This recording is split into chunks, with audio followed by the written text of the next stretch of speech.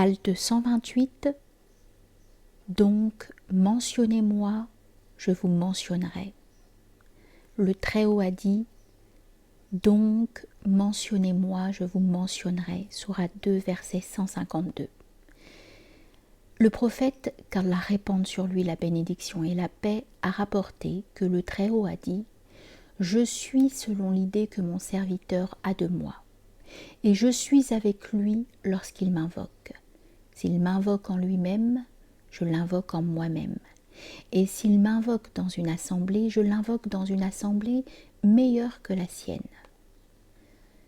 Sache que Dieu a l'antériorité et la postériorité fondamentale véritable, bien que nous ne les lui attribuons que de manière analogique, puisqu'il ne peut être décrit par les contingences. Tout ce par quoi on le qualifie est éternel en référence à lui, même si c'est contingent en référence à nous. Sur cette question s'opposent les sunnites et les mu'tazilites. La vérité, comme nous l'avons déjà dit, est que tous les noms d'Allah ont deux aspects et deux relations. Les notions d'antériorité et de postériorité appliquées à autre que Dieu sont fonctions l'une de l'autre. Une chose créée est considérée comme antérieure par rapport à une autre qui vient après elle, et comme postérieure par rapport à une autre qui est venue avant elle. Dieu, lui, est premier sous le rapport où il est dernier, et dernier sous le rapport où il est premier, de sorte que son antériorité est identique à sa postériorité, et sa postériorité identique à son antériorité. Malgré cela, on qualifie Dieu de premier relativement à telle autodétermination et on lui donne le statut de dernier relativement à telle autre autodétermination. Il se peut que l'une de ces autodéterminations soit condition ou cause, et que l'autre soit conséquence ou effet. Dans le cas où elle est condition et cause, l'autodétermination peut sans conteste être qualifiée d'antérieure. Et inversement, on peut lui attribuer la postériorité dès lors qu'elle est conséquence et effet, puisque la condition et la cause précèdent la conséquence et l'effet. C'est le cas dans ce verset, dans cette tradition et leurs semblables. La mention que le Très-Haut fait d'eux sous le rapport de l'autodétermination universelle est causée et conditionnée par la mention qu'ils font de lui par leurs autodéterminations particulières qui sont, lorsqu'ils le mentionnent, dans une situation de cause et de condition. Quant à la mention que le Très-Haut fait d'eux et celle qu'ils font de lui au degré de la science divine, il ne saurait y avoir là ni avant, ni après, ni antériorité, ni postériorité, pas plus que de causalité ou de conditionnement. Les objets connus au degré de la science sont identiques à l'essence inconditionnée en vertu de la non-dualité fondamentale. L'antériorité, la postériorité, etc. n'apparaissent qu'au degré de ce qui est appelé réalité déterminée. Le Très-Haut évoque donc son serviteur par l'éloge qu'il en fait, soit par un nom universel, soit par un nom générique, soit par un nom particulier, selon la sollicitude qu'il a à l'égard du serviteur invocateur. Une fois je demandais « Ô Seigneur, en vérité, je sais grâce à la tradition digne de confiance que tu me mentionnes. Est-ce que tu me mentionnes par un nom et un éloge globaux ou spécifiques ?» Je perdis conscience et il projeta sur moi sa parole et un Coran que nous avons fragmenté. Sourate 17, verset 106. Dès que je recouvrai mes sens, je fis sa louange et je compris qu'il faisait mon éloge par un nom global, réunissant toutes les sortes d'éloges. Car le Coran est synthèse, et qu'à la suite d'une différenciation, il devient discrimination. Une nuit, j'invoquai Allah, et non loin de moi, il y avait un chien qui n'arrêtait pas d'aboyer.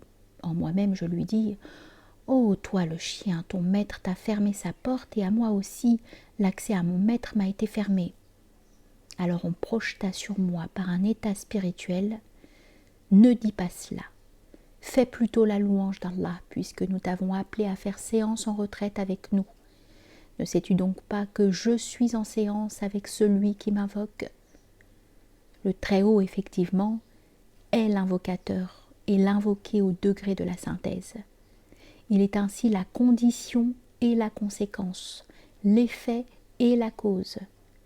De ce fait, des grands maîtres de la voie, qu'Allah soit satisfait d'eux, ont dit « l'invocation est voile », dans le sens où tant que l'invocateur a conscience de lui-même en train d'invoquer et que Dieu est l'objet extérieur de son invocation, cet invocateur reste voilé. Si Allah veut lui faire miséricorde, il fait disparaître le voile et lui fait contempler que Dieu est l'invocateur, l'invoqué et l'invocation. D'où la tradition « Et je suis avec mon serviteur lorsqu'il m'invoque », c'est-à-dire, selon les règles du langage courant, tant que l'invocateur a conscience qu'il formule une invocation en ma direction et que je suis un objet d'invocation pour lui, je suis avec lui. Autrement dit, dans une situation de dualité, puisque le fait d'être avec induit la compagnie de quelqu'un d'autre. Avec est compris autrement selon le langage spécifique des initiés. Dès lors que Dieu est avec son serviteur qui l'invoque selon sa contemplation, il se conduit avec lui comme le fait l'accompagnateur avec son compagnon. Il fait preuve de bienveillance, de douceur, de prévenance. Si cessait la dualité de la compagnie dans la contemplation de l'invocateur et qu'en même temps, au degré de l'essence immuable, cette compagnie était contemplée en mode de connaissance ou d'ignorance, le Très-Haut ferait pour cet invocateur ce que l'œil n'a jamais vu, ce que l'oreille n'a jamais entendu, ce qu'un cœur d'homme n'a jamais conçu. Il en découle que cet enseignement peut être compris ainsi. Celui qui n'invoque pas Allah ne saurait bénéficier de la même compagnie que celle offerte par Allah à l'invocateur, avec la douceur et la prévenance qui lui sont inhérentes. Les enseignements de Dieu et les versets révélés nous informent donc que le Très-Haut mentionne son serviteur par l'invocation que son serviteur fait de lui, et qu'il lui répond, ainsi que la tradition authentifiée le montre, lorsqu'il dit « J'ai partagé en deux parties la prière entre mon serviteur et moi, une moitié pour moi, une moitié pour mon serviteur. » Lorsque le serviteur dit « La louange est à Allah », Allah répond « Mon serviteur m'a louangé », etc. Cependant, il ne faut pas qu'on s'imagine à la suite de ce qui précède que Dieu ne mentionnait pas son serviteur et ne répondait pas à son serviteur en prière puisqu'il s'est mis à le mentionner et à lui répondre. Car la véritable parole de Dieu est le souffle éternel.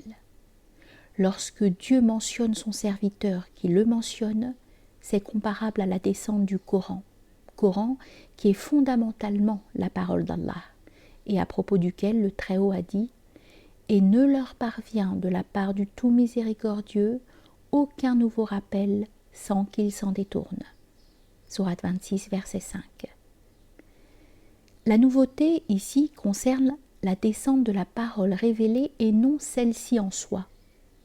Lorsqu'on dit « Un hôte est arrivé chez nous cette nuit », c'est sa qualité d'hôte qui est nouvelle, non sa personne.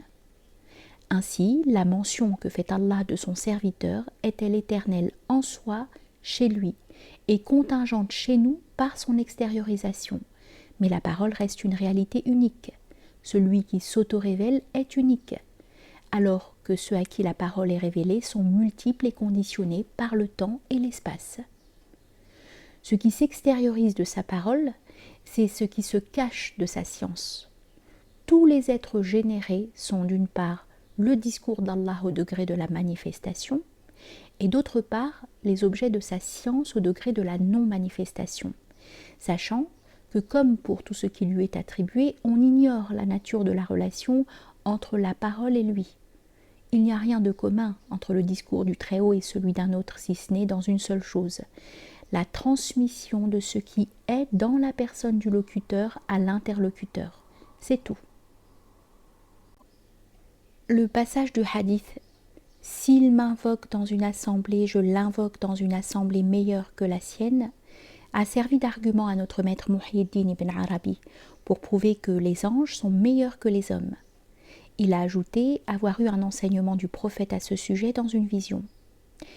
Fait autorité pour moi ce que dit notre maître dans son traité ce qui n'est pas fiable, où il affirme que le dévoilement donnant de manière absolue une supériorité de l'homme sur l'ange ou de l'ange sur l'homme n'est pas fiable. Il veut dire par là que sous un aspect et un rapport, l'ange est supérieur, et que sous un aspect et un rapport, l'homme est supérieur.